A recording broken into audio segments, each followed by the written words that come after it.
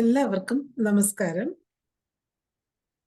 IFPHന്റെ 1715 പ്രതിദിന സൂം വെബിനാറിലേക്ക് എല്ലാവരെയും സ്വാഗതം ചെയ്തുകൊള്ളുന്നു. ഇന്ന് നമ്മുടെ ചർച്ച ആരംഭിക്കുന്നതിന് മുൻപ് ഒരു നിമിഷം ഈശ്വര പ്രാർത്ഥന. നന്ദി. ഇന്ന് നമുക്ക് അതിഥിയായി എത്തിയിരിക്കുന്നത് ഡോക്ടർ ജെയിംസ് പോൾ സാറാണ്. റിട്ടയർഡ് ചീഫ് മെഡിക്കൽ ഓഫീസർ, സംസ്ഥാന ഹോമിയോപ്പതി വകുപ്പ്, കേരള. 43 വർഷത്തെ ചികിത്സാനുഭവങ്ങൾ, രോഗനിർണയത്തിൽ അഗ്രഗണ്യൻ. ഇന്ന് നമ്മുടെ വിഷയം പേപ്പട്ടി വിഷബാധയും പ്രതിരോധവും ചികിത്സയും ഹോമിയോപ്പതി പ്രോട്ടോകോൾ തയ്യാറാക്കൽ, അതിൻ്റെ ഒരു ചർച്ചയായിട്ടാണ് വെച്ചിരിക്കുന്നത്. ഈ ചർച്ചയ്ക്ക് നേതൃത്വം കൊടുക്കുന്നതിന് ഡോക്ടർ ജെയിംസ് പോൾ സാറിനെ ആദരപൂർവ്വം ഈ പ്ലാറ്റ്ഫോമിലേക്ക് സ്വാഗതം ചെയ്തുകൊള്ളുന്നു. സാറിനെ ആരംഭിക്കാം. എല്ലാവർക്കും നമസ്കാരം. നമ്മൾ കഴിഞ്ഞ ആഴ്ചയിൽ ചർച്ച ചെയ്ത് അവസാനിപ്പിച്ച കാര്യമാണ്. ഏതായാലും ഇന്നത്തെ സാഹചര്യത്തിൽ ഹോമിയോപ്പതിക്കാരുടെ ഈ രംഗത്തുള്ള ഔന്നത്യവും പാഠവും നമ്മുടെ കാഴ്ചപ്പാടും പൊതുജനമധ്യത്തിലും അതുപോലെ തന്നെ ഭരണതലത്തിലും എത്തിക്കാനുള്ള ബാധ്യത നമുക്കുണ്ട്. അപ്പം അതിനായി നമുക്കൊരു ചികിത്സാ പദ്ധതി അല്ലെങ്കിൽ ഒരു പ്രോട്ടോകോൾ തയ്യാറാക്കി അവതരിപ്പിക്കേണ്ടത് ഒരു ആവശ്യമായി വന്നിരിക്കുന്നു. അപ്പോൾ പലരും ഈ രംഗത്ത് പ്രവർത്തിക്കുകയും വിജയം കണ്ടെത്തുകയും ചെയ്തിട്ടുണ്ട്. അപ്പോൾ എന്നെ സംബന്ധിച്ചിടത്തോളം 2-3 അനുഭവങ്ങളുണ്ട്. അത് തന്നെ ഞാൻ തന്നെ ഒരു വ്യക്തിമാണ്. വളരെ ചെറുതായിരിക്കുമ്പോൾ തന്നെ ഒരു വിഷബാധ, അതായത് റാബീസ് വിഷബാധയായിട്ട് ഞാനും എൻ്റെ കുടുംബവും, അതായത് ഞാൻ മക്കളും അപ്പനും അമ്മയും ചികിത്സയ്ക്ക് വിധേയമായ ഒരു സംഭവം ഉണ്ടായി. അത് ഞാനിവിടെ നേരത്തെ പറഞ്ഞിട്ടുള്ളതാണ്. പിന്നെ മറ്റൊന്നുള്ളത്, 9ാം ക്ലാസ് പഠിക്കുമ്പോൾ എൻ്റെ സഹപാഠി പേവിഷബാധയേറ്റ് മരണപ്പെടുന്നത്, അത് ഞാൻ 2 ദിവസം അയാളുടെ മുറ്റത്ത് തന്നെ നിന്ന് മരണം വരെ അവിടെ നിൽക്കേണ്ടി വന്നു. അപ്പോൾ ഉണ്ടായ കാഴ്ചകൾ ഹൃദയഭേദകമാണ്. അതുകൂടാതെ വൈക്കം ജനറൽ ആശുപത്രിയിൽ വെച്ചും തലശ്ശേരി ജനറൽ ആശുപത്രിയിൽ വെച്ചും ഇതേപോലെ 2 മരണം കാണാനുള്ള ദുർഗതി എനിക്കുണ്ടായി. കാരണം അതൊരു ഭാഗ്യം എന്ന് പറയാൻ പറ്റിയല്ല, നിർഭാഗ്യമാണ് ആ മരണങ്ങളൊക്കെ കാണുന്നത്. ഹൃദയഭേദകമാണ്. കാരണം വീഡിയോ ഓൺ ആക്കാം സാറേ. എന്തോ വീഡിയോ ഓൺ ആയിട്ടില്ലല്ലോ? വന്നല്ലോ, ഇപ്പൊ ഓഫായി. ഓണാക്കാൻ പറഞ്ഞോണ്ടാ പറ്റി. ഇപ്പൊ ഓണായിരുന്നു, നേരത്തെ ഓണായിരുന്നു. ഓക്കെയാണ് ഇപ്പോ ശബ്ദവും കുഴപ്പമൊന്നുമില്ല സാറേ. ശബ്ദവും ഓഡിയോ ഉണ്ടല്ലോ. ഉണ്ട്, കാണാം, കേൾക്കാം.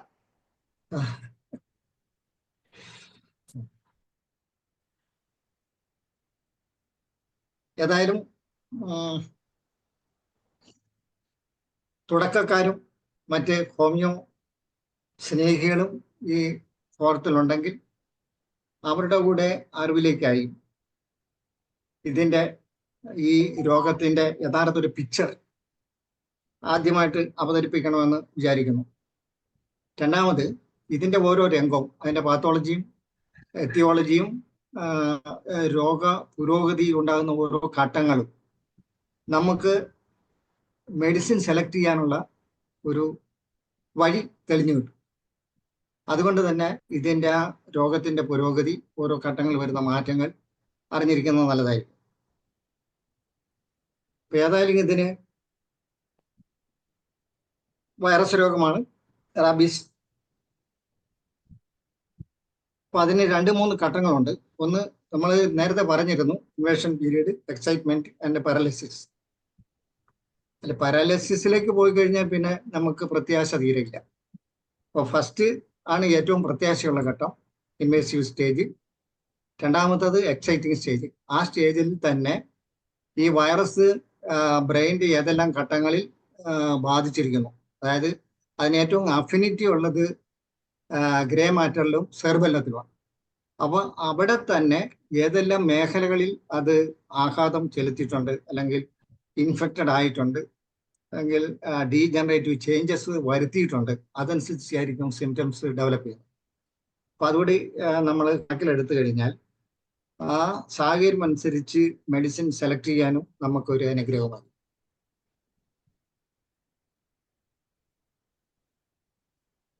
അപ്പൊ അതിനുള്ളിൽ വൈറസ് സ്ട്രീറ്റ് വൈറസും ഉണ്ട്, ഫിക്സഡ് വൈറസും ഉണ്ട്. സ്ട്രീറ്റ് വൈറസ് നമുക്കറിയാം, മൃഗങ്ങളിലേക്ക് അല്ലെങ്കിൽ ഫോക്സിൽ നിന്ന് നായയിലേക്ക്, അല്ലെങ്കിൽ നായയിൽ നിന്ന് മുയലിലേക്കോ ക്യാറ്റിലേക്കോ ഒക്കെ പകർന്നു പോരുന്നതാണ് സ്ട്രീറ്റ് ലൈറ്റ് എന്ന് വൈറസ് എന്ന് ഉദ്ദേശിക്കുന്നത്. ഫിക്സഡ് എന്ന് ഉദ്ദേശിക്കുന്നത് ഈ വൈറസ് തന്നെ ഒരു വ്യക്തിയിൽ കയറി അത് നിർവീര്യമായിട്ട് ഇരിക്കുന്ന ഒരു സാഹചര്യം ഉണ്ടാകുകയാണെങ്കിൽ അതിന് ഫിക്സഡ് വൈറസ് എന്ന് പറയും. അപ്പൊ ഒരുപക്ഷെ അത് 2-3 തലങ്ങളിലേക്ക് മാറി അല്ലെങ്കിൽ വ്യക്തികളിലേക്ക് മാറി മാറി മാറി അതിൻ്റെ വീര്യം കുറഞ്ഞ് ഫിക്സഡ് വൈറസ് ആകുന്ന ഒരവസ്ഥയുണ്ട്. പക്ഷെ അതും ഏത് സാഹചര്യത്തിലും തലപൊക്കാവുന്നതാണ്. അതുകൊണ്ടാണ് പലപ്പോഴും ഇതിൻ്റെ ഇൻക്യുബേഷൻ പീരീഡ് 11 ദിവസം മുതൽ 1 വർഷം വരെ നീണ്ടുപോകും. എഴുത്ത് നായ കടിച്ചു, അതിൻ്റെ വാക്സിനേഷൻ എടുത്തു, അതല്ലെങ്കിൽ ഏതെങ്കിലും വിധത്തിൽ വൂണ്ട് കരിഞ്ഞു, ഒരു കുഴപ്പമില്ല. 1 വർഷം കഴിയുമ്പോഴായിരിക്കും ചിലപ്പോൾ, അല്ലെങ്കിൽ കഴിയാൻ പോകുമ്പോഴായിരിക്കും ചിലപ്പോൾ ഇയാൾക്ക് ആ വിഷബാധയുടെ ലക്ഷണങ്ങൾ കാണിച്ചു തുടങ്ങും. അപ്പൊ അതിന് കാരണമായി തീരുന്നതും ഈ ഫിക്സഡ് വൈറസാണ്.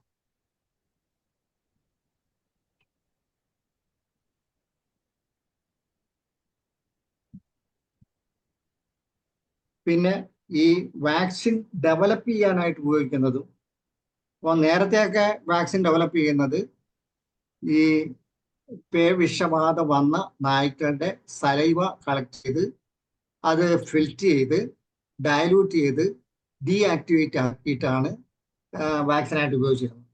പക്ഷെ ഇപ്പോൾ കൃത്രിമമായിട്ട് ഫിക്സഡ് വൈറസിനെ ഉണ്ടാക്കി ആ വൈറസിനെ നിർവീര്യമാക്കി ആണ് ഇപ്പോൾ ഈ വാക്സിനേഷൻ ഉണ്ടാക്കിക്കൊണ്ടിരിക്കുന്നത്. അപ്പൊ നേരത്തെ ഉണ്ടായിരുന്ന അത്രയും അപകടകാരിയല്ല പുതിയ വാക്സിൻ എന്നാണ് പറയുന്നത്.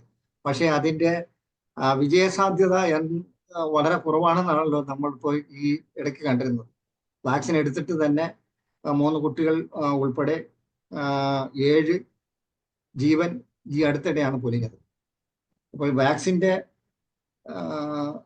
ആക്ഷൻ, അതിൻ്റെ വിശ്വാസ്യത ചോദ്യം ചെയ്യപ്പെട്ടു കഴിഞ്ഞിരിക്കുന്നു.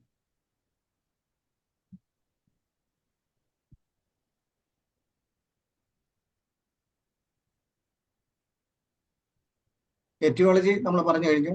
അത് തന്നെ വൈൽഡ് വൈറസ് ഉണ്ട്. വൈൽഡ് അറിയാം, ഫോക്സ്, അതല്ലെങ്കിൽ ജാക്കൽ, വൂൾഫ് തുടങ്ങിയ മൃഗങ്ങളിൽ നിന്നും അല്ലെങ്കിൽ ആ മൃഗങ്ങൾ അങ്ങോട്ടും ഇങ്ങോട്ടും പകരുന്നതാണ് വൈൽഡ് വൈറസ് എന്ന് ഉദ്ദേശിക്കുന്നത്. ദെൻ അർബൻ വൈറസ് എന്ന് ഉദ്ദേശിക്കുന്നത് നമ്മുടെ പെറ്റായിട്ടുള്ള ഡൊമസ്റ്റിക് ആയിട്ടുള്ള മൃഗങ്ങളെ ബാധിക്കുന്നതും ആ മൃഗങ്ങൾ തമ്മിൽ പകർത്തുന്നതാണ് അർബൻ വൈറസ് എന്ന് ഉദ്ദേശിക്കുന്നത്. അതിന്റെ പാത്തോളജി നമ്മൾ പറഞ്ഞു കഴിഞ്ഞു. ഇതിന്റെ അഫിനിറ്റി ഗ്രേ മാറ്ററും സെർബെല്ലോമാണ്. അപ്പം അവിടെ തന്നെ ആയിരിക്കും ഇത് കൂടുതൽ മൈഗ്രേറ്റ് ചെയ്യുന്നതും പ്രോബ്ലംസ് ഉണ്ടാക്കുന്നത്. ഇതിന്റെ സിംറ്റംസ് അത് വളരെ പ്രധാനപ്പെട്ടതാണല്ലോ.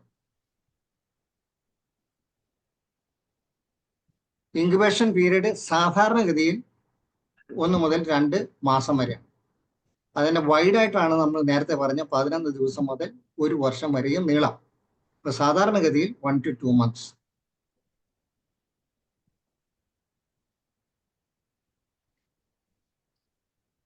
അതിന് 3 തലങ്ങളുണ്ട്, അതിൽ 3 സ്റ്റേജസ് ഉണ്ട്.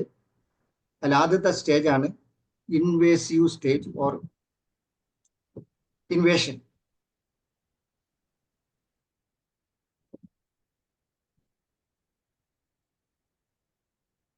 സാധാരണഗതിയിൽ ഒരു കടിയേറ്റ് അല്ലെങ്കിൽ ദംശനമേറ്റ് അതിൻ്റെ വേണ്ട കാര്യങ്ങളെല്ലാം ചെയ്ത് മുറിവ് ഉണങ്ങി. പക്ഷെ 1 മാസം അല്ലെ 2 മാസം കഴിയുമ്പോഴായിരിക്കും, അല്ലെങ്കിൽ 2 മാസത്തിനുള്ളിലായിരിക്കാം ഇതിൻ്റെ സിംറ്റംസ് ഡെവലപ്പ് ചെയ്യുന്നത്. ഫസ്റ്റ് ആ സ്കാറിനാണ്, കടിയേറ്റ ആ സൈറ്റിലായിരിക്കും ആദ്യം പെയിൻ. ചിലപ്പോൾ സ്കാർ തന്നെ അപ്രത്യക്ഷമായി കാണാം. 2 മാസമൊക്കെ ആകുമ്പോൾ ആ കാര്യം സ്കാറും പോയി അതിന്റെ ഓർമ്മയും പോകുന്ന ഘട്ടത്തിലായിരിക്കും ആ ഏരിയയിൽ പെയിൻ വരുന്നത്. ആദ്യ സിംറ്റം അതായിരിക്കും pain at the site of scar, അല്ലെങ്കിൽ ബൈറ്റ് ഏറ്റ അതേ സ്ഥലത്ത്. ദെൻ ഇതിന്റെ sudden onset of fever, headache, rapid pulse, anxiety, restlessness, insomnia and irregular sighing respiration. ഇതാണ് നോട്ടീസബിൾ ആയിട്ടുള്ള ഈ സിംറ്റംസ് ഈ പീരീഡിൽ കാണിക്കുന്നത്. അപ്പൊ ആ സമയത്താണ് നമ്മുടെ ട്രീറ്റ്മെന്റ് ചെയ്യുന്നതെങ്കിൽ തീർച്ചയായിട്ടും ആ ലൈഫ് സേവ് ചെയ്യാൻ പറ്റും എന്നുള്ളതാണ് മാസ്റ്റേഴ്സ് എല്ലാം പറഞ്ഞു വെച്ചിരിക്കുന്നത്.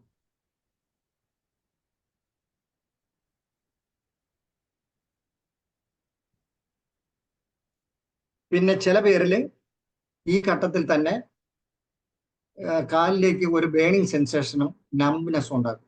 ചിലപ്പോൾ അത് ഒരു കാലില് അല്ലെങ്കിൽ രണ്ട് കാലിലും ഈ ബേണിങ്ങും നംബ്നെസ്സും അനുഭവപ്പെടാം. പക്ഷെ sudden onset of fever, pain at scar, ഇതായിരിക്കും ഓർമ്മയിൽ നിൽക്കേണ്ടതും ഇങ്ങനെ ഒരു സംഗതിയിലേക്ക് നമ്മുടെ മനസ്സ് പോകേണ്ടതും ഡയഗ്നോസിന് സഹായിക്കും. ദെൻ എക്സൈറ്റേഷൻ സ്റ്റേജ്, അതാണ് വളരെ ഇമ്പോർട്ടൻ്റ് ആയിട്ടുള്ളതും കൂടുതൽ പ്രശ്നങ്ങൾ ഉണ്ടാക്കുന്നതായിട്ടുള്ള സ്റ്റേജ്. അപ്പോഴാണ് ആൾക്കാർ കൂടുതൽ ശ്രദ്ധിക്കപ്പെടുന്നത്. ഏറ്റവും അപകടകരമായ സ്റ്റേജും ഇത് തന്നെയാണ്. ഇത് സാധാരണഗതിയിൽ 24 മണിക്കൂർ മുതൽ 48 മണിക്കൂർ വരെയാണ് ഈ സ്റ്റേജ് നീളുന്നത്. അതിനുശേഷം ഡെത്താണ്. ഉണ്ടാകാവുന്ന അല്ലെങ്കിൽ നമുക്ക് വിഷ്വലൈസ് ചെയ്യുന്ന signs and symptoms: intense restlessness. Invasive പീരീഡിൽ റെസ്റ്റ്ലെസ് കാണിക്കാം, പക്ഷെ ഇവിടെ intense restless, hyperaesthesia, hydrophobia and sudden spasm of all muscles of the body, especially muscles of mouth, throat, pharynx, larynx and upper respiratory system, and repeated episode of spasm. അതിന് ഇടയ്ക്ക് ഒരു സമയം വരുമ്പോൾ ബോധാവസ്ഥയിലായിരിക്കും. ഈ രോഗത്തിന്റെ പ്രത്യേകതയാണ് മരണം വരെ ഇയാളുടെ ബോധമുണ്ടായിരിക്കും. ബോധത്തോടുകൂടി ശരിക്കുള്ള ബോധം ഇടയ്ക്കിടയ്ക്ക് വന്നുകൊണ്ടിരിക്കും. സ്പാസം ഉള്ള സമയത്ത് അയാൾ വയലന്റ് ആയിരിക്കാം, അയാൾ റെസ്റ്റ്ലെസ് ആയിരിക്കാം, ചിലപ്പോൾ സെമി കോൺഷ്യസ് ആകാം, അൺകോൺഷ്യസ് ആകാം. അപ്പൊ ഇതിനിടയ്ക്ക് ഒരു ലൂസിഡ് ഇന്റർവെൽ പോലെ, വരുന്ന ലൂസിഡ് ഇന്റർവെൽ പോലെ ഇയാൾ സ്വബോധാവസ്ഥയിലേക്ക് വരും. ആ അവസ്ഥയാണ് ഏറ്റവും ദയനീയം. ഇപ്പൊ നമ്മളോട് സഹതാപത്തോടും സങ്കടത്തോടും കൂടി സംസാരിക്കുമ്പോൾ അത് കണ്ടു നിൽക്കാൻ പറ്റാത്ത ഒരവസ്ഥയാണ്.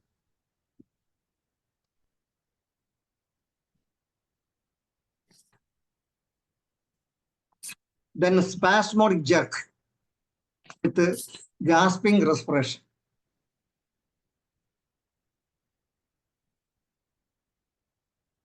Sudden elevation of shoulders and the expansion of chest. അതായത് ഫ്രെയിം ഓഫ് ചെസ്റ്റ് ആണ് ഉദ്ദേശിക്കുന്നത്. ഒരു പ്രത്യേക അവസ്ഥയിലേക്ക് ഇങ്ങനെ വലിഞ്ഞു മുറുകുമ്പോഴാണ് ഇത് സംഭവിക്കുന്നത്. മസിൽസ് എല്ലാം വലിഞ്ഞു മുറുകുമ്പോൾ elevation of shoulder and expansion of chest.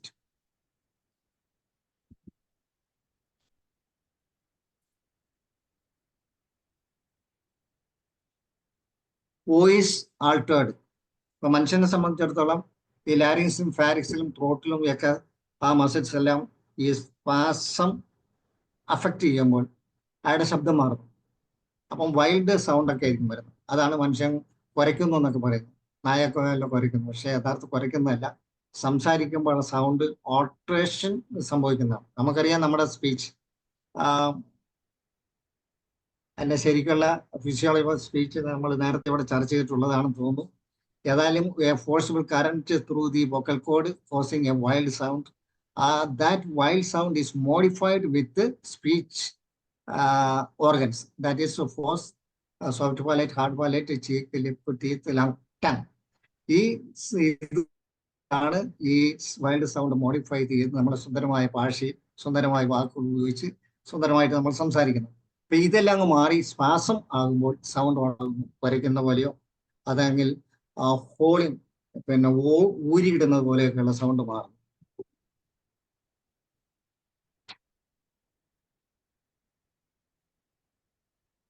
Then intense fury and rage. പെട്ടെന്നായിരിക്കും ഇതിലേക്ക് ഫ്യൂരിയിലേക്കും അതല്ലെങ്കിൽ ഒരു റേഗ് ഉള്ള അവസ്ഥയിലേക്കും വളരെ ഭയാനകരമായ ദേഷ്യം ഉള്ള ഒരവസ്ഥയിലേക്ക് മാറുന്നു. അപ്പൊ കൈ കിട്ടുന്നതെല്ലാം കടിച്ചു കയറുകയോ കൈ കൊണ്ട് കയറുകയോ മാന്തുകയോ പിന്നെ വലിച്ച് അടിക്കുകയോ എറിയുകയോ ഇതെല്ലാം ചെയ്യാവുന്നതാണ്. Lastly opisthotonos stage. നമുക്കറിയാം ഇങ്ങനെ വില്ല് പോലെ വളഞ്ഞു നിൽക്കും. ആ ശ്വാസം മിക്കവാറും ഈ ശ്വാസോച്ഛ്വാസം നിലയ്ക്കുകയും മരിക്കുകയും ചെയ്യും. അങ്ങനെയാണ് സാധാരണ സംഭവിക്കുന്നത്. ഡ്യൂറിങ് ദിസ് ഇതിൻ്റെ പാരമ്യത്തിലേക്ക് എത്തുകയും മരണം സംഭവിക്കുകയും ചെയ്യും. ദെൻ മൂന്നാമത്തത് പാരാലിറ്റിക് സ്റ്റേജ്. അപ്പൊ ഈ സെക്കൻഡ് സ്റ്റേജിൽ എപ്പിസ്തോണോസ് കഴിഞ്ഞിട്ടും സർവൈവ് ചെയ്യുന്ന ചില സാഹചര്യങ്ങളുണ്ട്. അവരാണ് പാരാലിറ്റിക് കണ്ടീഷനിലേക്ക് പോകുന്നത്. If survive, various type of paralysis is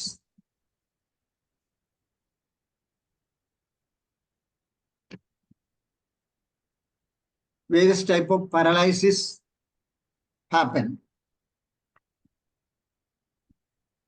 Ascending spinal paralysis or ascending paralysis of anterior horn cells. ഇതൊക്കെ നമ്മൾ പഠിച്ചിട്ടുണ്ട്. ഫോസ്ഫറസ്.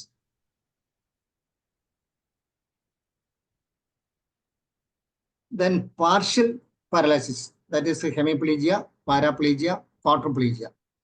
അത് ബ്രെയിനിന്റെ ഏതെല്ലാം ഭാഗത്ത് ഇതിന്റെ ഇഫക്റ്റ് സംഭവിച്ചിട്ടുണ്ടോ അതനുസരിച്ചുള്ള പാരലൈസിസ് ആയിരിക്കും സംഭവിക്കുന്നത്. ഇൻ മെൻ വെരി റയർ ആണ് ഈ ഇത്തരം ഉള്ള കണ്ടീഷൻസ്. ആനിമൽസിലാണ് അത് കൂടുതൽ കാണുന്നത്. മനുഷ്യനെ സംബന്ധിച്ചിടത്തോളം ഈ സെക്കൻഡ് സ്റ്റേജ് കഴിഞ്ഞ് രക്ഷപ്പെടുന്നത് വളരെ ചുരുക്കമാണ്. അഥവാ രക്ഷപ്പെട്ടാൽ തന്നെ ഈ ഒരു സ്റ്റേജിലേക്ക് എത്തുകയും മരണം സംഭവിക്കാം. വിത്തിൻ 2 days മരണം സംഭവിക്കുന്നതാണ് സാധാരണ പതിവ്. ഇതിനെ മൃഗങ്ങളാണ് സാധാരണഗതിയിൽ അതിജീവിക്കുന്നത്. പിന്നെ ഹൈഡ്രോഫോബിയയുടെ കാര്യത്തിൽ വ്യത്യാസമുണ്ട്. മനുഷ്യന് മാത്രമാണ് ഈ ഹൈഡ്രോഫോബിയ. വെള്ളം കാണുന്നത്, ഒഴുകുന്ന വെള്ളം കാണുന്നത്, അതല്ലെങ്കിൽ ഒരു പാത്രത്തിൽ നിന്ന് മറ്റൊരു പാത്രത്തിലേക്ക് പകരുന്നത് കാണുകയോ അതിന്റെ ശബ്ദം കേൾക്കുകയോ ചെയ്യുന്നത്. കാരണം വളരെ ഈ സെൻസസ് മുഴുവൻ ഹൈപ്പർ ആയിരിക്കും, അക്യൂട്ട് ആയിരിക്കും. വിഷൻ അവിടെ ഇമ്പയർഡ് ആണ്. കാരണം അയാളുടെ ഈ കാഴ്ച യഥാർത്ഥത്തിൽ ഒബ്ജക്റ്റ് തന്നെ അതിൻ്റെ തനി രൂപത്തിൽ കാണുന്നില്ല. അതിന് ഡിസ്ഫിഗറേഷൻ ഉണ്ടാകുന്നു, വലിപ്പത്തിന് വ്യത്യാസം. ചിലത് വലുതായിട്ട് കാണുന്നു, ചിലത് ചെറുതായിട്ട് കാണുന്നു, ഷേപ്പ് വ്യത്യാസത്തിലൊക്കെയാണ് കാണുന്നത്. അപ്പൊ ആ ദൃശ്യബോധം ഇല്ലാത്തതുകൊണ്ടാണ് മുട്ടുന്നിടത്ത് കടിക്കുന്നത്. ദേഷ്യം വരുമ്പോൾ കടിക്കുക എന്നുള്ളതാണ്. മൃഗമാണെങ്കിലും മനുഷ്യനാണെങ്കിൽ കടിക്കുകയോ പിച്ചുവോ മാന്തുകയോ അടിക്കുകയോ ഒക്കെ ചെയ്യും.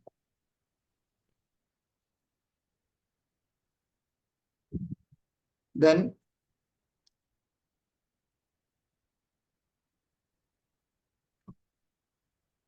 ഇങ്ങനെ ഒരു പാരാലിറ്റിക് സ്റ്റേജിലേക്ക് വന്ന ഒരു ചരിത്രമുണ്ട്. അത് ഇംഗ്ലണ്ടിലായിരുന്നു സംഭവിച്ചത്. അത് ഒരു പ്രദേശത്ത് മൊത്തം ഈ റാബീസ് രോഗം ബാധിച്ച ഒരു സംഭവം ഇംഗ്ലണ്ടിൽ ഉണ്ടായിട്ടുണ്ട്. അത് പ്രത്യേകിച്ച് ട്രിനിഡാഡ് എന്ന് പറയുന്ന ഒരു സ്ഥലത്തായിരുന്നു. ട്രിനിഡാഡ് എപ്പിസോഡ് എന്നാണ് അത് അറിയപ്പെടുന്നത്. വലിയൊരു ദുരന്തമാണ്. അനേകം പേർ മരണം സംഭവിച്ച ഒരു സംഭവമായിരുന്നു. അത് 1903 അതിനുശേഷമാണ് കാര്യമായിട്ടുള്ള വാക്സിനെ സംബന്ധിച്ചിടത്തോളം അന്വേഷണം നടക്കുന്നതും ഒരു വാക്സിൻ കണ്ടെത്തുകയും ചെയ്യുന്നത് ഈ സംഭവത്തിന് ശേഷമാണ്, ഈ ദുരന്തത്തിന് ശേഷം. അത് ആയിരുന്നു എന്നാണ് ചരിത്രം പറയുന്നത്. ഇതിന്റെ ഓൺസെറ്റ് ഈ ദുരന്തത്തിന്റെ പാരലൈസിസ് ഉണ്ടാക്കുന്ന ഈ പ്രത്യേക ടൈപ്പ് റാബീസ് ഡിസീസിന്റെ ഓൺസെറ്റും വളരെ സഡൻ ആയിരുന്നു.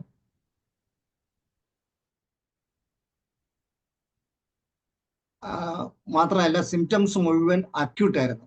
Fever, headache, numbness, burning pain on one leg or other. അത് കഴിഞ്ഞ് പടപടാന്ന് സെക്കൻഡ് സ്റ്റേജിലേക്ക് എത്തുകയും തേർഡ് സ്റ്റേജിലേക്ക് പാരാലിസിസിലേക്ക് വരികയും ഡെത്ത് സംഭവിക്കുകയും ചെയ്ത ഒരു ദുരന്തമായിരുന്നു.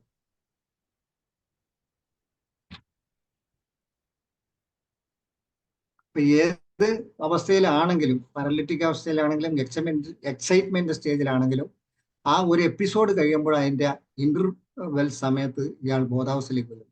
അതായത് മരിക്കുന്നത് വരെ ഇയാളുടെ ബോധം, കോൺഷ്യസ് നഷ്ടപ്പെടുന്നില്ല എന്നുള്ളതാണ് ഏറ്റവും വലിയ സങ്കടം.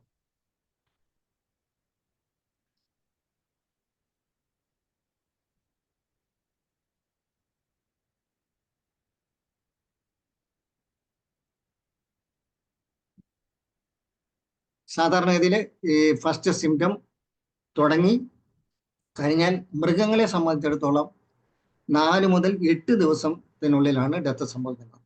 മനുഷ്യരെ സംബന്ധിച്ചിടത്തോളം 2 മുതൽ 5 വരെ ദിവസങ്ങളാണ് നീണ്ടു കിട്ടുന്നത്.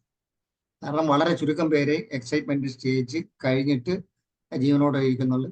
എന്നാൽ തന്നെ വിത്തിൻ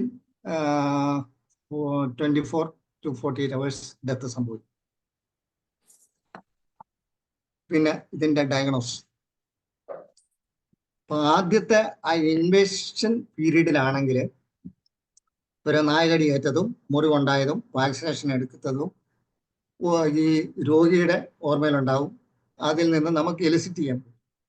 അതേ സമയത്ത് 6 മാസമോ അല്ലെങ്കിൽ 1 വർഷമോ അല്ലെങ്കിൽ 1 വർഷം കഴിയാൻ പോകുന്ന സമയത്താണ് ഇതിന്റെ ഓൺസെറ്റ് എങ്കിൽ രോഗിയും ഇത് മറന്നിരിക്കും.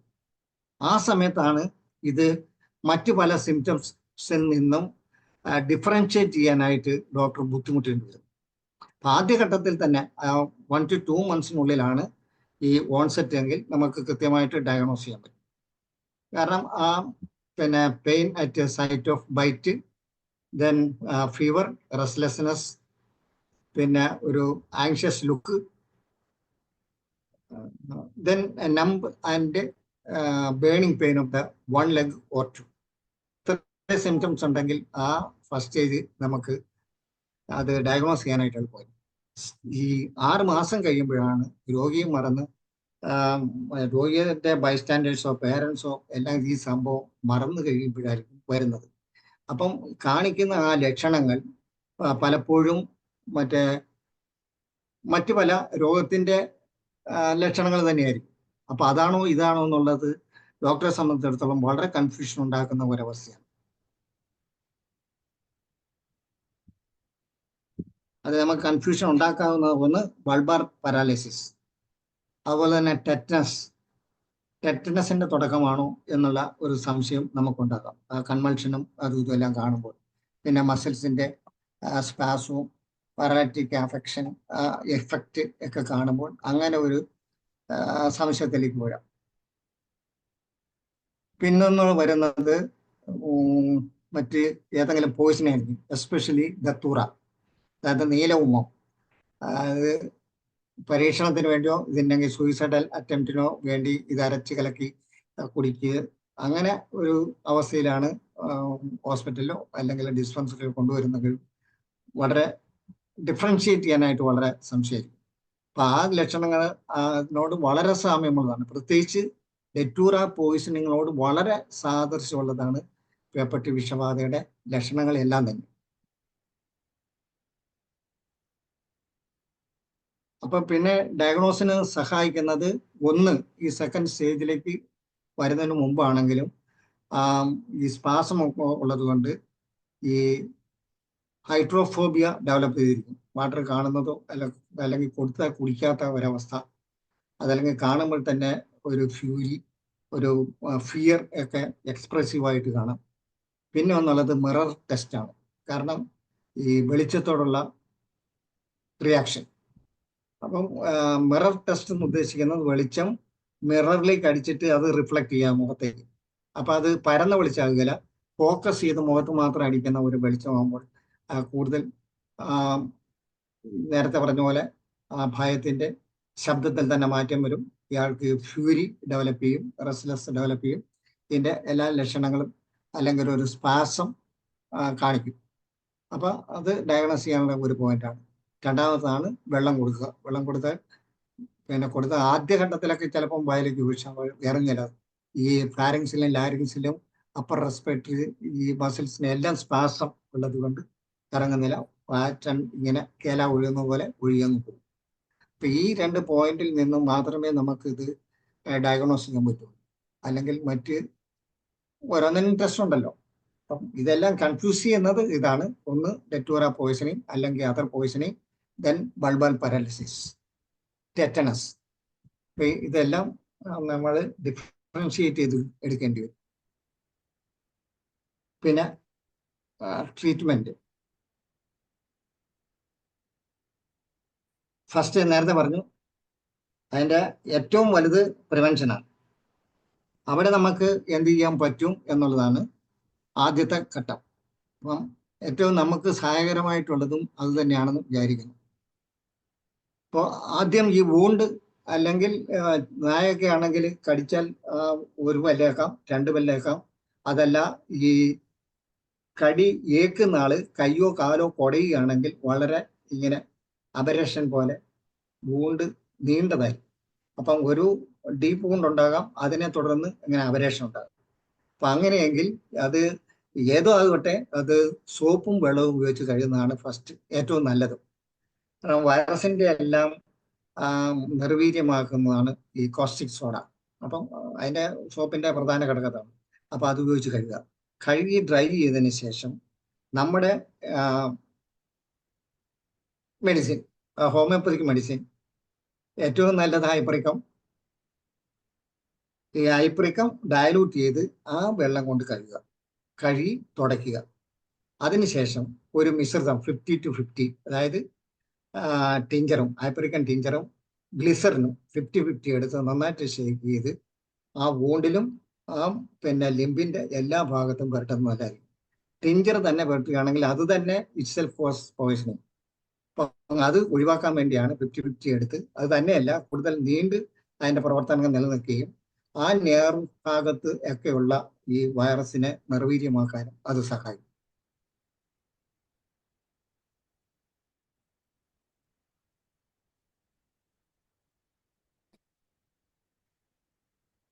Then preventive medicines. അതിൽ ഏറ്റവും കിങ് റെമഡീസ് എന്ന് പറയുന്നത് ഐപ്രിക്കവും സ്ട്രമോണിയമാണ്. സ്ട്രമോണിയത്തെ സംബന്ധിച്ചിടത്തോളം റാബീസ് ഡിസീസ് കാണിക്കുന്ന എല്ലാ സിംറ്റവും പ്രദർശിപ്പിക്കുന്ന ഒന്നാണ് സ്ട്രമോണിയം. അപ്പം അത് വേർതിരിക്കാനായിട്ട്, ഹൈപ്പറിക്കം വേർതിരിക്കാണ്ട് ഇവിടെ ഫ്രൈറ്റ് ആയിരിക്കും മുന്നിട്ട് നിൽക്കുന്നത്, ഭയം. അതിനോട് അനുബന്ധിച്ചുള്ള എല്ലാ ലക്ഷണങ്ങളും കാണിക്കും. ഈ രോഗിയെ സംബന്ധിച്ചിടത്തോളം കടിയേറ്റു, പേപ്പട്ടി കടിയേറ്റു, കുട്ടികളാണെങ്കിൽ പെണ്ണുങ്ങളാണെങ്കിലും ആ രീതിയിൽ അവരൊരു റിലീജിയസ് മൂഡിലേക്ക് മാറാൻ സാധ്യതയുണ്ട് ചിലരെ സംബന്ധിച്ചിടത്തോളം. അപ്പൊ എപ്പോഴും ദൈവമേ അല്ലെ ദേവി രക്ഷിക്കണേ, അങ്ങനെയുള്ള ആ വാക്കുകളുടെ പ്രയോഗം തുടരെ ഉണ്ടായിക്കൊണ്ടിരിക്കും. പിന്നെ ഒരു പ്രാർത്ഥനാ മൂഡിലേക്ക് പോകാം. ഏറ്റവും മുന്നിട്ട് നിൽക്കുന്ന ഭയമായിരിക്കും, ഫ്രൈറ്റ് ആയിരിക്കും. അതിനെ സംബന്ധിച്ചിട്ടുള്ള എല്ലാ ലക്ഷണങ്ങളും അവർ കാണിക്കും, സംസാരത്തിലും പ്രവൃത്തിയിലും അത് കാണിച്ചുകൊണ്ടിരിക്കും. അത് ശ്രമണിയും. ഹൈപ്പറിക്കമാണെങ്കിൽ ഷോക്ക് ആയിരിക്കും മുന്നിട്ട് നിൽക്കുന്നത്. ആ ഷോക്ക്, ആ മാനസികമായി ഉണ്ടായ ആ ഷോക്കും അതിനെ തുടർന്നുള്ള സിംറ്റംസും. അപ്പൊ അവരുടെ സംസാര രീതിയും എല്ലാം അതിനെ സംബന്ധിച്ചതായിരിക്കും. അപ്പൊ അങ്ങനെ ഹൈപ്പറിക്കവും സ്ട്രമോണിയവും നമുക്ക് ഡിസ്റ്റിങ്വിഷ് ചെയ്തെടുക്കാം. അപ്പം ഇതിൽ ഏതെങ്കിലും ഒന്ന് കൊടുക്കുക എന്നുള്ളതാണ് പറയുന്നത്. അതായത് വണ്ണം potency weekly 1 dose for 2 months, then fortnightly 6 months. അതായത് പിന്നീട് വരുന്ന 4 മാസങ്ങൾ ഫോർട്ട്നൈറ്റ്ലി ആയിട്ട് വണ്ണം തന്നെ കൊടുത്തിരിക്കുക. അത് കഴിഞ്ഞ് 1 വർഷം തികയുന്നവരെ മന്ത്ലി 1 dose. ഹൈപ്പറിക്കമാണെങ്കിലും സ്ട്രമോണിയ ആണെങ്കിലും അങ്ങനെ കൊടുക്കുക. പിന്നെ ചിലരുടെ അഭിപ്രായം 6 months കഴിഞ്ഞു കഴിഞ്ഞാൽ 10 മന്ത്ലി 1 dose വെച്ച് 1 വർഷം തികയുന്നവരെ കൊടുക്കുക. അപ്പൊ അതോടുകൂടി പ്രിവെന്റീവ് മെഷേഴ്സ് പൂർത്തിയാകുന്നു എന്നാണ് വിശ്വാസം. സർ, അതൊന്നുകൂടെ ഒന്ന് പറയാമോ? ഒന്നും കൂടെ ഒന്ന് പറയാമോ? വീക്കിലി ഡിഫറൻസിയേഷൻ ആണോ പറയേണ്ടത്?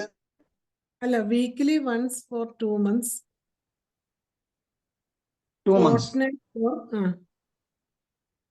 അത് കഴിഞ്ഞിട്ട് അടുത്ത 4 മാസം, അതായത് 6 മാസം വരെ ഫോർട്ട്നൈറ്റില് 1 ഡോസ്.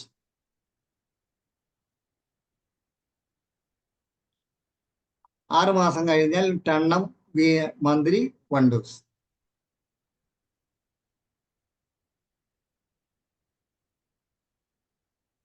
ആറ് മാസം കഴിഞ്ഞ് എത്ര മാസം വരെ? 1 വർഷം. കാരണം ഇതിന്റെ ഇൻക്യുബേഷൻ പറയുന്നത് 11 ദിവസം മുതൽ 365 ദിവസം വരെയാണ് വൈഡായിട്ട് പറയുന്നത്. സാധാരണ അതിൽ കോമൺലി 1 to 2 months ആണ്.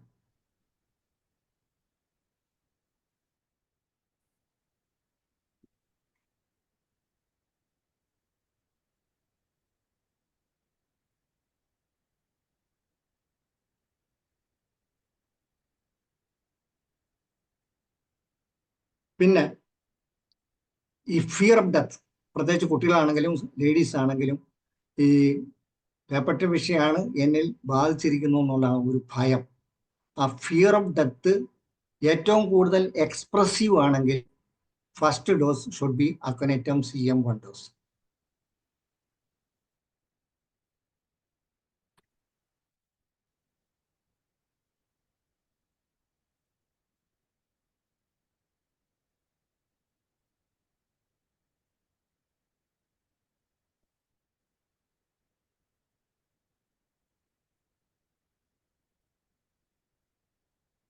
ഓക്കെ, അത് പ്രിവെന്റീവ് മെഷേഴ്സ് ആണ്. പിന്നെ ട്രീറ്റ്മെന്റ്, ഇൻവേസീവ് സ്റ്റേജ്, ബെൽഡോണ വണ്ണം 4 hourly 6 dose, fever 102 to 103 degree Fahrenheit. ആ രീതിയിൽ അങ്ങനെ നിൽക്കും, താഴോ ഇല്ല കൂടുകയോ ഇല്ലാത്ത രീതിയിൽ നിൽക്കും. ബ്ലഡ് വെസൽസ് ഡിസ്റ്റൻഡഡ്,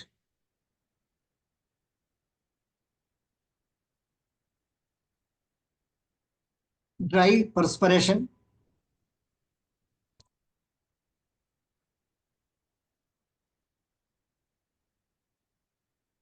പെർസ്പിറേഷൻ കഴിഞ്ഞ skin change into oily,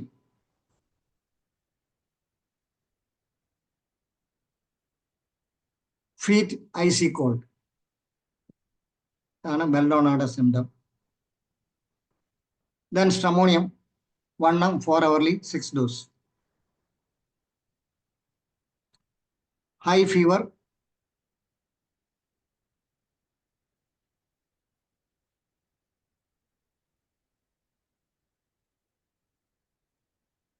sweat but no relief, profuse sweat but no relief.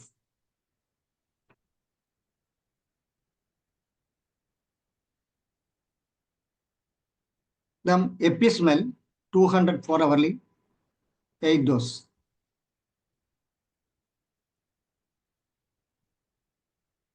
Smothering feeling, dry heat on body,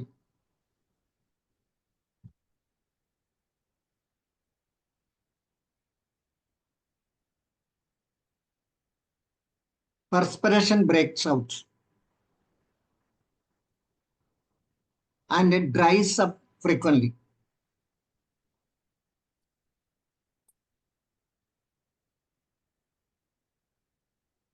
Patient apathetic and indifferent.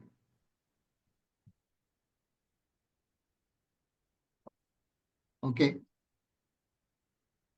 Then Candaris 200 4 hourly 8 dose.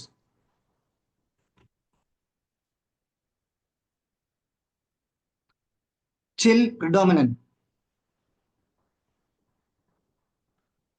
cold hands and feet.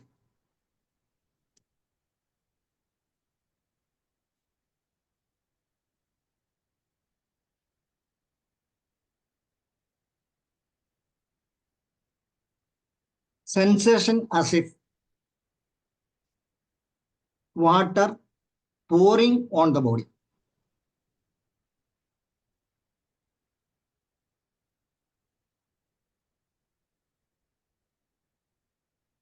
Then argentine nitricum, 200, 4 hourly, 8 dose.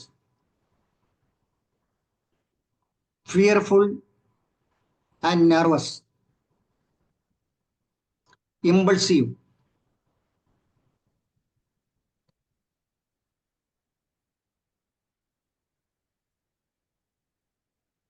chill when uncovered, yet feels smothering when covered.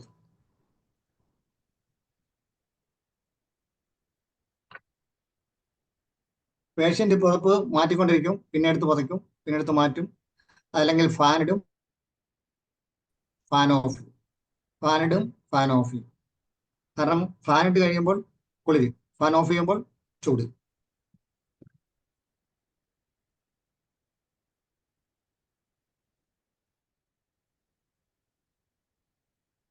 The excitement stage.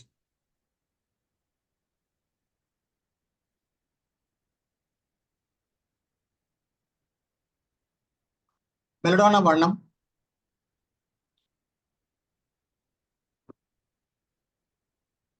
4 hours until relief.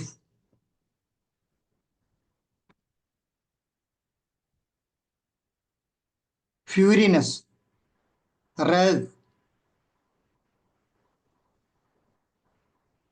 hits, bites, strikes, tires anything and or vicinity. Loss of conscious, tear anything and ഇടയ്ക്ക് അത് വിട്ടുവിട്ട് എനിക്ക് കയ്യിലുള്ള കയറ്റുന്നത് എന്തും വലിച്ചു കയറുക. And Loss of conscious frequently.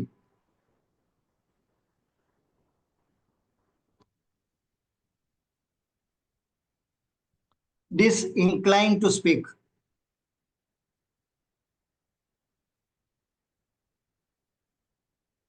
Unusual sound, barking.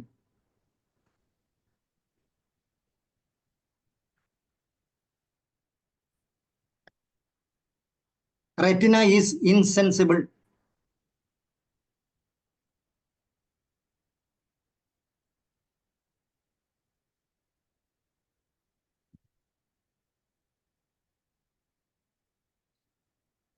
Visual hallucination.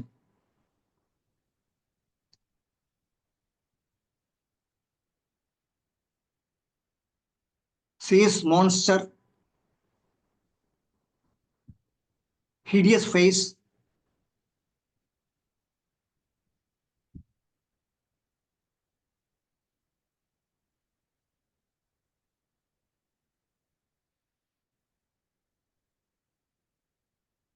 frightful.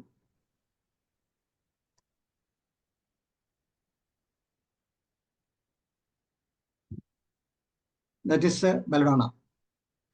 Then stramonium, 4 hourly until relief. Excited, singing, laughing,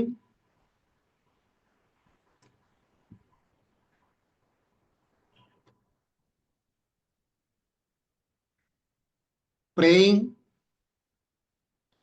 rhyming or singing rhymes, sees ghost,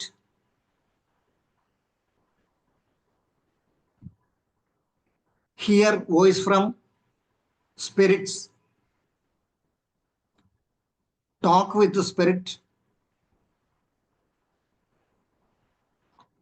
rapid change of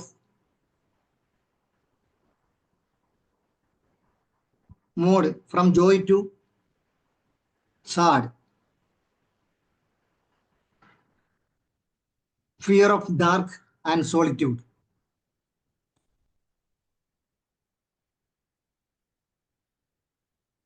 desire to escape,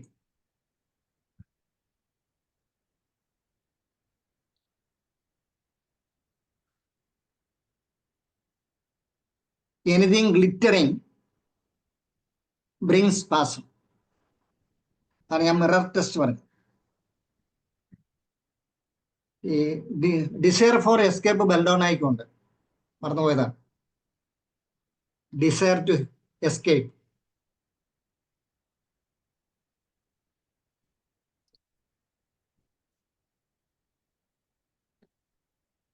Then Kandaris. First one foreverly. Anxious. Anxious expression. Changes to rag. Intense restless. Walks up and down.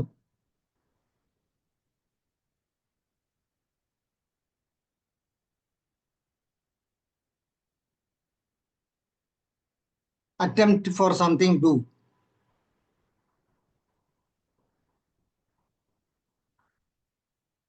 Stops it and try for other attempt.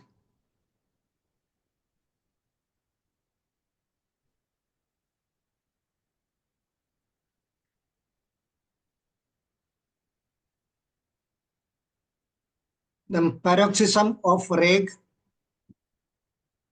crying, howling, barking, sudden loss of conscious with red face. With red face. അത് മനുഷ്യരിലെ ആ red face പ്രകടമാവുള്ളൂ, മൃഗങ്ങളിൽ അതൊന്നും കിട്ടില്ല. പക്ഷെ അതിന്റെ ഈ മൂക്കിന്റെ താഴെയൊക്കെ റെഡ്നെസ് കാണാം എന്നാണ് പറയുന്നത്. 200 to 1 അതായത് ഇതിന്റെ ഇന്റൻസിറ്റി അനുസരിച്ച് 200 1 more intense are the potential. അപ്പം ഇന്റൻസ് ആണെങ്കിൽ 1 ഉപയോഗിക്കുക. Sits in a stupid mode. Sullen, indifferent, notice nothing. Then sudden change of mode, become excited, shrieks, cuts and tears,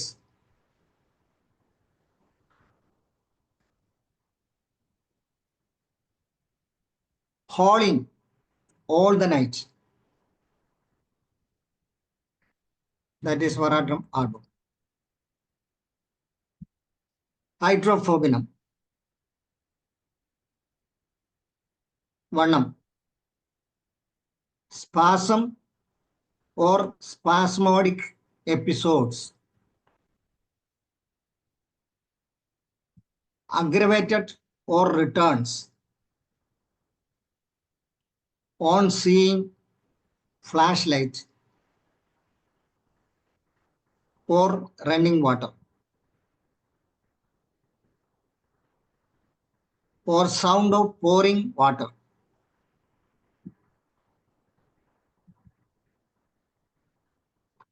Hypersensitive of all senses. That is lysinum. ഇത്രയാണ് പ്രധാനപ്പെട്ട medicines for the treatment. പിന്നെ ഇത് കൂടാതെ നേരത്തെ പറഞ്ഞല്ലോ ബ്രെയിൻ്റെ ഏതെല്ലാം ഭാഗത്ത് ഇത് എഫക്ട് ചെയ്യുന്നു, അതേപോലെ തന്നെ സെറിബെല്ലത്തിന്റെ ഏതെല്ലാം ഭാഗത്ത് നിന്ന് എഫക്ട് ചെയ്യുന്നു, അതനുസരിച്ച് സിംറ്റംസ് മാറാം. അപ്പം സെറിബെല്ലത്തിൽ നിന്നാണ് വേഗസ് നെർവ്സ് ഒക്കെ വരുന്നത്. അപ്പം ഹാർട്ടിനെ ബാധിക്കാം, റെസ്പിറേറ്ററി സിസ്റ്റത്തെ ബാധിക്കാം, സിമ്പതറ്റിക്സിനെ ബാധിക്കാം. അപ്പം അതനുസരിച്ച് സിംറ്റംസ് മാറിക്കൊണ്ടിരിക്കും. അപ്പം ബുദ്ധിപൂർവം നമ്മളുടെ സെലക്ഷൻ ഓഫ് മെഡിസിൻ വ്യത്യാസം വന്നിരിക്കും. അപ്പം ഏറ്റവും കോമൺ ആയിട്ട് വരാവുന്ന മെഡിസിൻസ് ആണ് നമ്മളിപ്പോൾ പറഞ്ഞത്. പിന്നെ ആന്റിക്രൂഡം വരാം, സൾഫർ വരാം,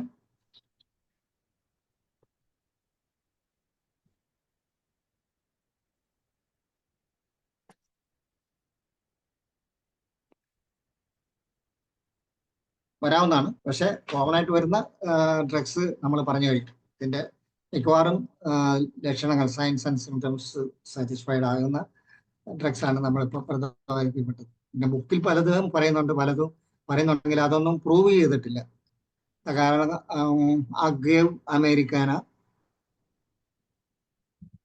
അനാഗലിസ് പറയുന്നുണ്ട്, സ്പൈറെ എന്ന് പറയുന്ന മരുന്ന് പറയുന്നുണ്ട്. പക്ഷെ ഇതെല്ലാം ഹൈഡ്രോഫോബിയ എന്നുള്ള ഒറ്റ വാക്കേ പറയുന്നുള്ളൂ, വെൽ പ്രൂവ്ഡ് അല്ല. പണ്ടൊക്കെ ഇങ്ങനെ ആടോ പശുവോ ഒക്കെ ഈ കപ്പ എന്ന് പറയാൻ മരച്ചീനിയുടെ ഇല തിന്നു കഴിഞ്ഞാൽ ഇത് അബോധാവസ്ഥയിലേക്ക് മാറുകയും സ്പാസം ഉണ്ടാവുകയും ചെയ്യുന്നു. തക്ക സമയത്ത് ചികിത്സ ചെയ്യുന്നില്ലെങ്കിൽ ചത്തുപോകും. മിക്കവാറും ചത്തുപോകാനാണ് സാധ്യത. ഹൈഡ്രോസയാനിക് ആസിഡ് ആണ് അതിന്റെ പ്രധാനപ്പെട്ട ആൽക്കഹോൾ പോയിസണിങ്. അപ്പൊ നീലം കലക്കി കൊടുക്കാറ് ആടിനാണെങ്കിൽ പശുവിന്. അതൊരു വിശ്വാസത്തിന്റെ പേരിലാണ്. സർവൈവ് ചെയ്യാനുള്ളത് യോഗം, ചാകാനുള്ളതോ അങ്ങനെ എന്ന് പറഞ്ഞ പോലെ തന്നെയാണ് നമ്മളിപ്പോൾ പറഞ്ഞ മരുന്നുകളും ഒന്നും വെൽ പ്രൂവ്ഡ് അല്ല. അഗേവ് ആണെങ്കിലും അനാഗലിസ് ആണെങ്കിലും ഒന്നും പ്രൂവ്ഡ് അല്ല. ഇങ്ങനെ ഒറ്റ വാക്കിൽ പറയുന്നുണ്ട്, പഴയ റെമഡീസ് പഴയ കാലത്ത് പ്രയോഗിച്ചിരുന്ന മരുന്ന് എന്നുള്ള രീതിയിലുണ്ട്. പക്ഷെ നമ്മളിപ്പോൾ പ്രതിപാദിച്ചത് വെൽ പ്രൂവ്ഡ് ആണ്, അതിന്റെ സിംറ്റംസും വെൽ പ്രൂവ്ഡ് ആണ്. അപ്പം അതിൽ ഡിപ്പെൻഡ് ചെയ്യുന്നതായിരിക്കും ഏറ്റവും നല്ലതെന്നുള്ളതാണ് എൻ്റെ ഒരു എളിയ അഭിപ്രായം. അപ്പം ഇതോടുകൂടി എൻ്റെ അഭിപ്രായങ്ങൾ ഇവിടെ പ്രകടിപ്പിച്ചു കഴിഞ്ഞു. ഇനി നമുക്ക് ചർച്ചയാകാം, നമുക്കൊരു പ്രോട്ടോകോൾ ഉണ്ടാകാം. അതിന് സ്ലെഡ്ജിയും മറ്റ് എല്ലാവരും സഹായിക്കണം, ആ രംഗത്ത് വരണം. നമുക്ക് ഒരു പ്രോട്ടോകോൾ ഉണ്ടാക്കി പൊതുജന മധ്യത്തിലേക്ക്, ഭരണതലത്തിലേക്ക് അവതരിപ്പിക്കേണ്ടത് അത്യന്ത ആവശ്യം. Thank you. നന്ദി സാറ്. ഇതില് എല്ലാവരും ഒന്ന് പങ്കെടുക്കണം. നമുക്ക് ഉള്ള സമയത്ത് ഇതില് അഭിപ്രായങ്ങൾ പറയാനുള്ളവര് ഹാൻഡ് റൈസ് ചെയ്യണം. ഒട്ടും സമയം കളയണ്ട, ഒന്ന് ഹാൻഡ് റൈസ് ചെയ്ത് അഭിപ്രായങ്ങൾ പറഞ്ഞ് പ്രോട്ടോകോൾ തയ്യാറാക്കി നമുക്ക് ഇന്ന് പിരിയണം.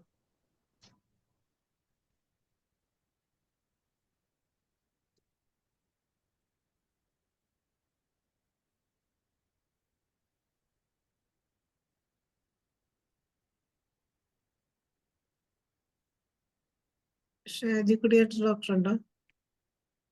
Shaji Kudiyat doctor unmute ചെയ്യാവോ?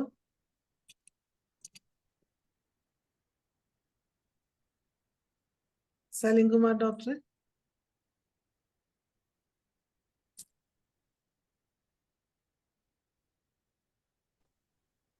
Sir വിശദമായിട്ട് തന്നെ കാര്യങ്ങൾ പറഞ്ഞു. ഡോക്ടറെ, ഞാന് 5 മിനിറ്റ് മുമ്പ് കേറിയുള്ളൂ, മൊത്തം കേട്ടില്ല. അതുകൊണ്ട് ഞാനിപ്പോ അഭിപ്രായം പറഞ്ഞാൽ ശരിയാകത്തില്ല. അപ്പൊ അതുകൊണ്ട് ഞാന് മുഴുവൻ കേട്ടിട്ട്, ഇനിയുള്ള ഭാഗം മുഴുവൻ കേട്ടിട്ട് എന്തെങ്കിലും അഭിപ്രായം ഉണ്ടെങ്കിൽ ലാസ്റ്റ് പറഞ്ഞോളാം കേട്ടോ. Thank you. നന്ദി. Anilkumar doctor? Anilkumar doctor?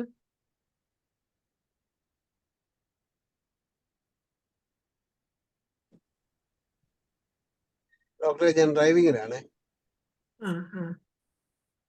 Salim Kumar doctor?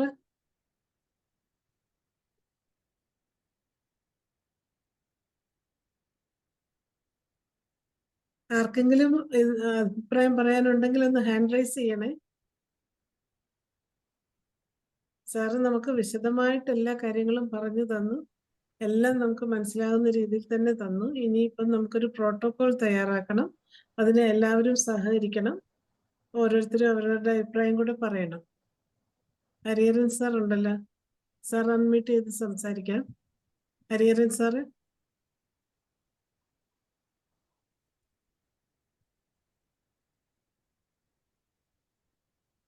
Bhadran doctor ഉണ്ട്.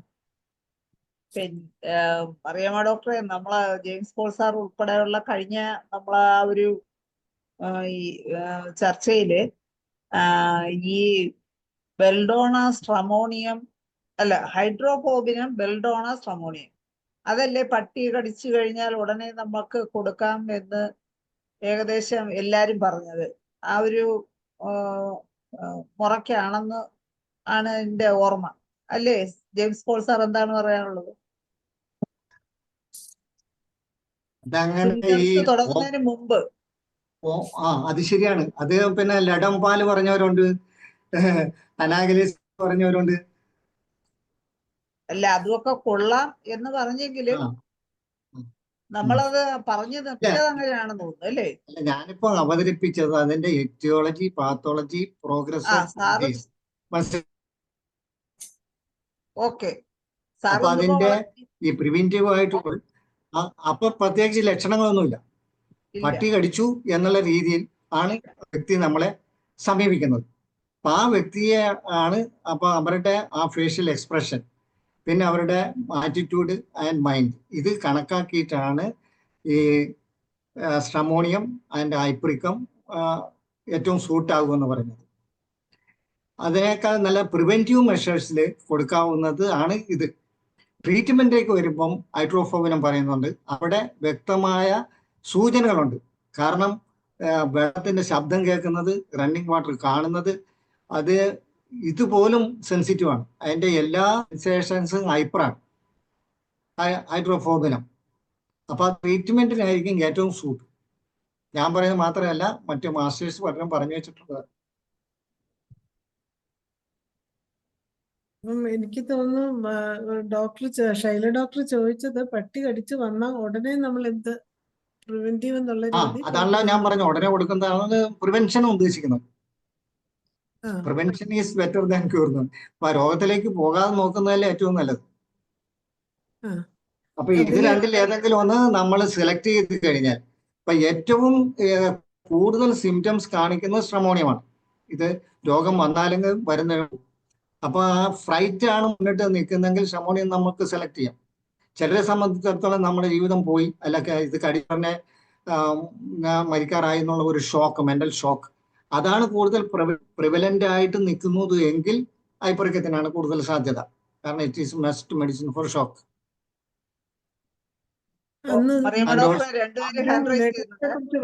ലഡത്തെ കുറിച്ച് പറഞ്ഞല്ലോ, ലഡം എങ്ങനെയാ സാറേ? ലഡത്തെ കുറിച്ച് മാസ്റ്റർമാരൊന്നും പറയുന്നില്ല. അതിന്റെ പ്രത്യേകിച്ച് ഹൈഡ്രോഫോബിയ, അതായത് റാബീസ് ഡിസീസുമായിട്ട് ബന്ധപ്പെട്ടുള്ള സിംറ്റംസ് ഒന്നും കാണുന്നില്ല. ഒള്ളി ഒരു പഞ്ചർ വൂണ്ടെന്ന് മാത്രമേ പറയുന്നുള്ളൂ. മറ്റു ലക്ഷണം അതിന്റെ ഫീവർ സിംറ്റം, പിന്നെ ഈ റേഗ്, ആങ്സൈറ്റി, ഇത് ഫിയർ, ഇതൊന്നും ലഡത്തിന് പറയുന്നില്ല. സലീംകുമാർ ഡോക്ടറെ ഇതിനകത്ത് ഈ നമ്മളിന്ന് ചെന്നുപെട്ടിരിക്കുന്ന ഒരു പ്രതിസന്ധിയുടെ വിഷയം വെച്ചാല്, ഇന്ന് പേ ഇളകി കഴിഞ്ഞാൽ മോഡേൺ മെഡിസിൻ ഒന്നും ചെയ്യാനില്ല. ആളുകള് മരിക്കാൻ പെടുന്ന ഒരു അവസ്ഥയാണ്. ഏറ്റവും വലിയ ട്രാജഡി വെച്ചാൽ നമ്മൾ ആരും ഇതിനെക്കുറിച്ച് പേ ഇളകിയാലെങ്കിലും ഞങ്ങൾക്ക് ചികിത്സിക്കാൻ താഴെയൊന്നും നമ്മൾ ആവശ്യപ്പെടുന്നില്ല. IFPH പോലും ഉണ്ടായിരിക്കുന്നു. ഇവിടെ കുറെ ഡോക്ടർമാരുടെ സംഘടനകളുണ്ട്. ഈ സമയത്തെങ്കിലും ആ രോഗികളെ ഞങ്ങൾക്ക് വിട്ടു തന്നാൽ ഞങ്ങൾക്ക് എന്തെങ്കിലും ചെയ്യാൻ പറ്റും. വേണ്ട, നിങ്ങൾ ആശുപത്രി വന്ന് ഞങ്ങൾ ചികിത്സിച്ചോളാം എന്ന് പറയാൻ നമ്മുടെ കൂട്ടത്തിൽ നിന്ന് ആരും നാവ് പൊങ്ങുന്നില്ല. അത് എന്തുകൊണ്ടാണ് മോഡേൺ മെഡിസിനിൽ ഇത് ഫലിക്കാത്തതെന്ന് വെച്ച് കഴിഞ്ഞാൽ, അവരുടെ മെഡിസിൻ ഒന്നും ബ്ലഡ് ബ്രെയിൻ ബാരിയർ കടക്കണില്ല. അതുകൊണ്ട് അവർക്ക് ഒന്നും ചെയ്യാൻ പറ്റുന്നില്ല. നമ്മുടെ എല്ലാ മെഡിസിനും ആ ബാരിയർ കടന്നു പോണതാണ്. അവിടെയാണ് അതാണ് വലിയ പ്രശ്നം. Lack of confidence, fear of failure. അല്ല അത് തന്നെ. അല്ല, നമ്മളാരും ഒന്നും പറയുന്നില്ല. നമ്മളിപ്പോ കൊറോണ കാലത്ത് നമ്മൾ പടവെട്ടി ആണ് നമ്മൾ IFPH ഉണ്ടായത്. IFPHന്റെ ഒരു പത്രപ്രസ്താവനയെങ്കിലും നമുക്ക് ചെയ്യാമായിരുന്നു. നമ്മുടെ ഭാഗത്തു നിന്നുള്ള ഏറ്റവും വലിയ കുഴപ്പങ്ങളതാണ്. നമ്മളിപ്പോ സെമിനാറിൽ മാത്രം ഒതുങ്ങിപ്പോകുന്ന ചില വിഷയങ്ങളുണ്ട്. അത് ഒരു പത്രസമ്മേളനം നടത്തി വെറുതെ ഒരു പടക്കമൊക്കെ പൊട്ടിച്ചു കഴിഞ്ഞാലും കുറച്ചുപേര് ശ്രദ്ധിക്കുമായിരുന്നു. പിന്നെ സാറ് പറഞ്ഞില്ലേ, ഈ അഗയോ അമേരിക്കനെ വെച്ചിട്ടാണ് ആയുർവേദ വൈദ്യന്മാർ ചിലവ് ചികിത്സിച്ച കേട്ടോ. എന്നാ ഞാൻ എന്റെ അറിവ്. പിന്നെ ഇങ്ങനെ ഈ ഇല തിന്നു കഴിഞ്ഞാല് അതിന് ഒരു ശാസ്ത്രീയ അടിത്തറ, ഹോമിയോപ്പതിയെ സംബന്ധിച്ചിടത്തോളം നമുക്ക് പ്രൂവ്ഡ് മെഡിസിൻ, അതാണ് നമ്മുടെ ശാസ്ത്രീയമായ അടിത്തറ. അത് അനേകം മെഡിസിൻസ് പറയുന്നുണ്ടല്ലോ. അല്ല പറയണ അല്ല, ആയുർവേദ വൈദ്യന്മാരിൽ ചിലവ് ചികിത്സിച്ചത് അഗയോ അമേരിക്കനെ കൊണ്ടാണ്. നമുക്കിപ്പോ പ്രൂവ്ഡ് മെഡിസിൻസ് വേറെ ഉണ്ട്. അല്ല ഞാൻ പറയുക, അല്ല വൈദ്യന്മാർക്ക് അഗയോ അമേരിക്കൻ.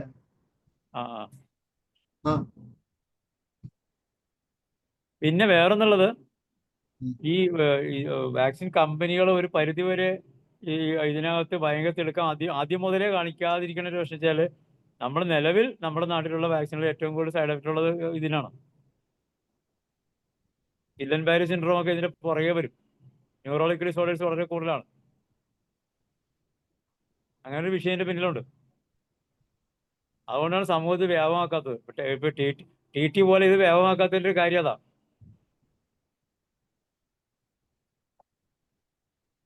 ഇപ്പം നമുക്ക് നമുക്കൊരു പ്രോട്ടോകോൾ അതെ, തയ്യാറാക്കുന്നതിന് നമ്മൾ ഇപ്പം പത്രവാർത്ത കൊടുക്കുന്നത് അല്ലെങ്കിൽ സ്റ്റേറ്റ്മെന്റ് ഇറക്കുന്നത് അല്ലെങ്കിൽ ഗവൺമെന്റ് മുമ്പിൽ വെക്കണമെങ്കിൽ നമുക്ക് ആദ്യം ഈ പ്രിവെൻഷൻ ട്രീറ്റ്മെന്റിന് സബ്ജക്റ്റ് ഇത് ഉണ്ടാക്കണ്ടേ? ഞങ്ങളുടെ മരുന്നുണ്ട്. അറ്റ്ലീസ്റ്റ് സാർ നമുക്കിപ്പോ ഇന്ന് അവർക്ക് ഒന്നും ചെയ്യാനൊരു മേഖലയാണ് പേ ഇളകിയ അവസ്ഥയിൽ ആ അവസ്ഥയിൽ ആ. ജനം നമ്മളെ വിളിക്കണം. അവര് വിളിച്ചില്ലെങ്കിൽ ജനം നമ്മളെ വിളിക്കണം.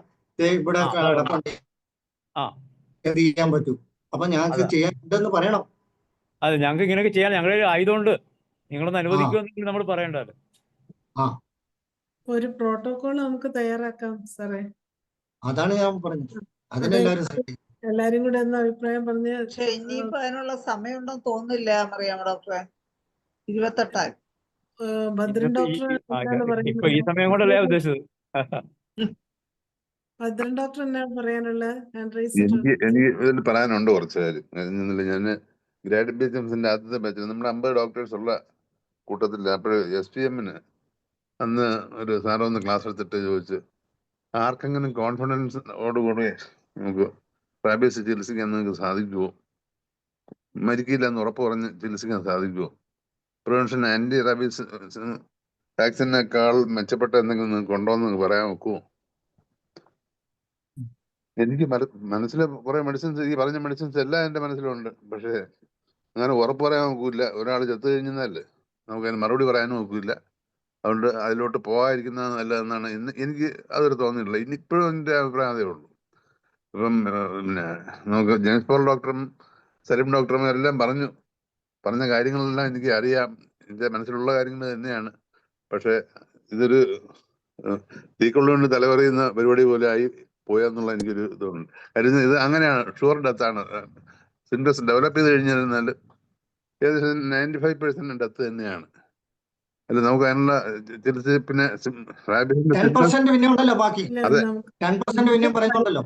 ട്രൈ ചെയ്യാന്ന് പറയാമല്ലോ. അതുമല്ല, 12 ഡോക്ടറെ അലോപ്പതിയിൽ പേ ഇളകി കഴിഞ്ഞാൽ അവർക്കൊന്നും ചെയ്യാനില്ല, എന്തായാലും മരണം ഉറപ്പല്ലേ?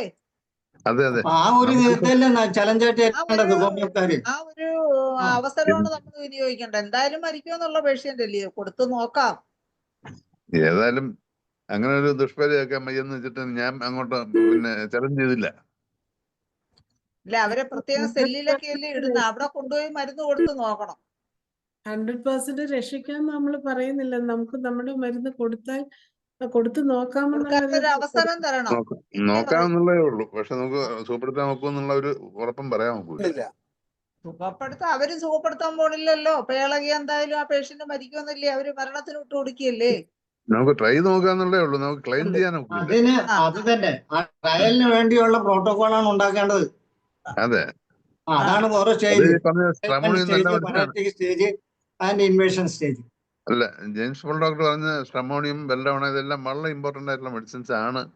അതിന് ഗുണം കിട്ടിയേക്കുമെന്ന് പറയാം. പക്ഷെ എനിക്ക് ധൈര്യപ്പെടുത്താൻ ആരും ഈ പേ ഇളകിയ ഒരാളെ രക്ഷപ്പെടുത്താൻ സാധിക്കുമെന്ന് ഞാൻ പറയില്ല. ശ്രമിക്കാം, നമുക്ക് ശ്രമിച്ചു നോക്കാന്നുള്ളേ പറയാൻ നോക്കുള്ളൂ. അല്ലാതെ അതിനപ്പുറം വേറെ ഒന്നും പറയാൻ പറ്റാത്ത അവസ്ഥയാണ് ഞാൻ ഇതുവരെ കണ്ടിട്ടുള്ളത്. എല്ലാ രോഗത്തിനും ഈ ലോകത്ത് മരുന്നുണ്ട്. ആ മരുന്ന് കണ്ടെത്തി ചികിത്സിക്കുക എന്നുള്ളതാണല്ലോ നമ്മുടെ ദൗത്യം. അതെ ആണ്. ഒന്നും ചെയ്യാതിരിക്കുന്നതിലും ഭേദമല്ലേ എന്തെങ്കിലും ചെയ്യാന്നുള്ളത്. അതെ, ഇത് 100 പേര് ഒരാളിലെ കിട്ടിയാത്ത ഒരു വലിയ ഭാഗ്യല്ലേ.